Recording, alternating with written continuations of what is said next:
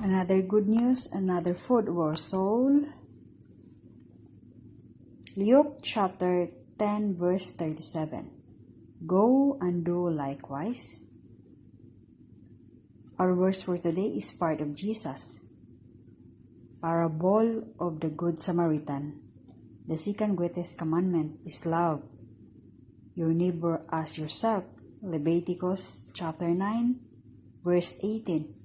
Jesus was asked by an expert in the law of Moses, "And who is my neighbor?" Jesus defined neighbor for him by telling a story about a Samaritan who helped a man that had been beaten, robbed, and left for dead. Unlike a priest and a Levite that passed the man by without helping him, the Samaritan bandaged the man's wounds, took him to an inn, and paid for his care. Jesus said the expert should go and do likewise. Who then is my neighbor according to Jesus? It could be anyone. It could be, as in the parable, a complete stranger. My neighbor is anyone who comes into my sphere of personal responsibility. When a person is in need and there is no one else, then it falls to me to do something. It does not matter that I may not know the person. It does not matter that I may have come upon the person by accident.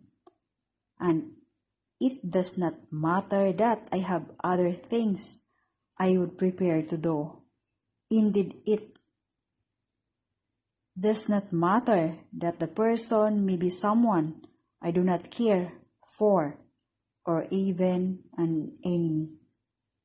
The priest and the Levite, knowing the law of Moses, knew that they should have done, but they did not do it. It is not the person who knows and practices the second greatest commandment who keeps it, but the person who actually loves his neighbor. It is the person who does good things for his neighbor that meets the obligation of the commandment, especially when it requires personal sacrifice of some kind, especially when the neighbor is an enemy. True love for one's neighbor, according to Jesus' parable, means that we must be ready to deny ourselves in order to help someone else. God is good.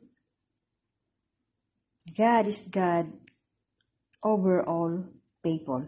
His commandment is a commandment that holds for all people and is meant to benefit of all.